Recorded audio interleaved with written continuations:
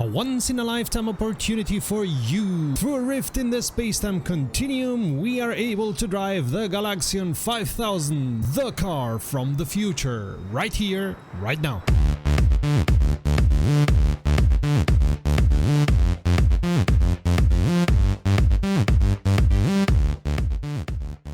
Greetings petrolheads and welcome to rumrum.net, the channel sharing the joy of sim racing and to its a mod world. Daniel Simon, or Daniel Simon as I suppose you may pronounce him, is a German designer who worked for Volkswagen, where he was involved in designing cars for Seat and Lamborghini and even for Bugatti. He then worked as a concept designer on Tron Legacy, Captain America, Prometheus and Oblivion. In between that, in 2007 he published the book Cosmic Motors, Spaceships, Cars and Pilots of Another Galaxy. In this book he presents a world thousands of years away from ours and the Galaxion 3000 and 5000, which are cars moved by a fusion motor. Luckily for us, Bud01 put him or herself into producing a mod based on this design, which we're gonna go and check right away. Welcome to the future, boys and girls. This is the car of the future, the Galaxion. Oh, I like the future already. 2 champagne bottles in the cooling place. That's a nice future. I wish it was true. Look at that. I'm dressed in Galaxion wear for the discerning gentleman of the future. I don't know what all these buttons do because this is a car of the future that doesn't exist yet, so the handbook for it is written in the future. The Galaxion doesn't have rear view mirrors, it has cameras that then project the rear view into the car, as you can see. What is this? It's not the antenna, because the antennas are at the side, with which we see an example where futurism is overtaken by real future, as nowadays we don't use antennas, we don't need antennas in this way. The antennas still exist, but the stop that you have in your car is more than enough. And this, I suppose, is one of the 2 cameras showing the image for the rear view mirror.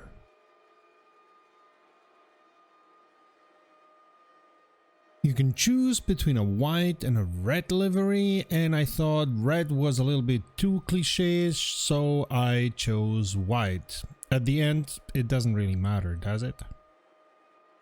The motor is at the front and it's a fusion motor that seems to deliver electric energy, but it's strange that you hear the motor all the time, as if the fusion would continue all the time, no matter if you're on the throttle or not. That's different from modern electric cars, but this is a car of the future.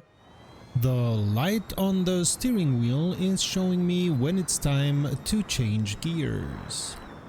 It's interesting that at the front you have almost one continuous window. It's something that the Tesla S does very similar. I don't know if the designers for the Tesla S got inspired by the Galaxion, or if it's just one of these things that every car designer thinks would be a good idea. I like it, I think it's a good idea anyway. If you need a loud motor in a fast car to feel good, take another mod.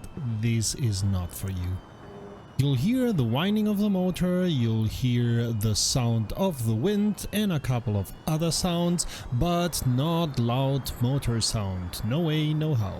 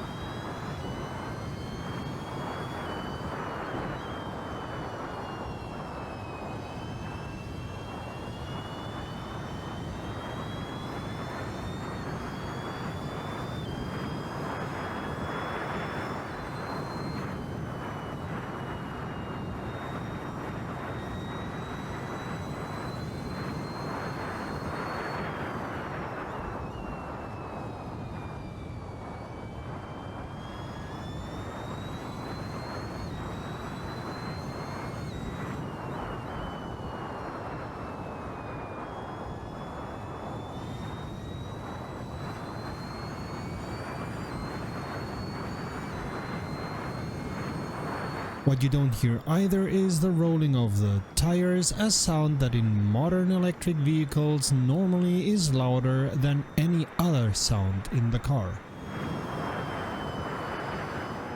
Did you hear that? Very, very faint, but there was a screeching of the tires. Listen again.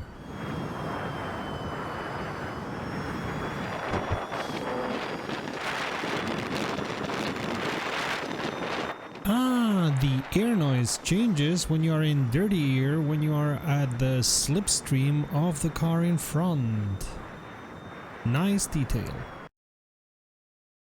This car doesn't exist and physics don't seem to exist much for it. It's very stable, and realistically stable at that. Downshifting is very easy with no problems at all, no motor screeching, nothing. Braking makes no issues. In real life, if we would brake the way that we can brake here, would be propelled to the windshield like in a cartoon, or at least have a hard encounter against the safety belt. That is not to say that this car is without limits. You heard the tires screech, but I had to try very hard to find them and overreach them. It's very, very difficult because of the unrealistic stability. Even catching a patch of sand didn't make me spin at all. Mostly, you don't need to brake, at least not in this high-speed track. Just get your foot off the throttle. I tested a couple of laps in this high-speed track and I only had to apply the brakes at the last corner. All the time I felt like in the series of the 70s and 80s, things like Bionic Man or Knight Rider, where physics also did not apply much. Sure, with over 2 meters width at 232, it's wider than an SUV, wider even than a Hummer, but not the widest car ever seen. And while I accept that that would make it stable, it's still unrealistic. If you're wondering about the force feedback, there is some. But keeping in line with the rest of the mod, it's not too strong and it's as easy to deal with as the rest of the car. The original design in the book, which I cannot show you because it's copyrighted, had something like missile launchers at the front, so I am happy that these are not in the mod. I can change tons of things in the setup, but I don't know why I should. The car was very easy to drive and anything that I would change would make it maybe less easy or have no impact at all, so why waste the time? A race against the AI is not fair, as the AI understands better than any human that they just put the pedal to the metal and they don't have to care much about braking, so they go away and bye-bye. Makes you think a lot about the benevolent dictatorship of our robotic overlords, doesn't it? The fusion motor of the Galaxion 5000 comes with a lifetime warranty, including the fuel. Now, isn't that a bargain? What do we think about the future? The look. The look is okay, is quite near to the design as far as I can see, but it would have needed a pinch of polish. It looks too plasticky, it's almost there but not quite, so for the look I give it 4 eyes out of 5. This car does sound futuristic. I like also the design of the wind. All in all, it's as you would expect it, so for the sound I give it 5 ears out of 5. Driving feeling. It's too easy, it's almost boring. Maybe it's near to the design, but there's something missing, some resistance, some driving feeling. For the driving, I give it 3 wheels out of 5. That is not to say that you cannot enjoy this mod, much to the contrary. Just get some friends together and you race around with the Galaxion 5000.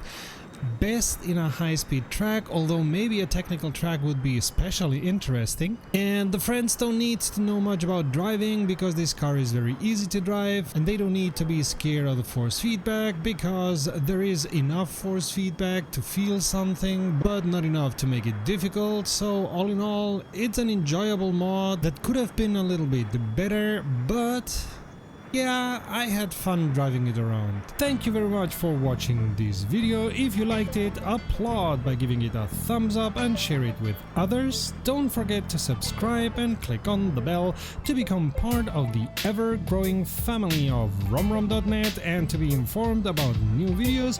And until the next time, save fuel, collect pickup, and we'll see each other at the podium. Visit romrom.net to connect to fellow sim racers and sim racing fans.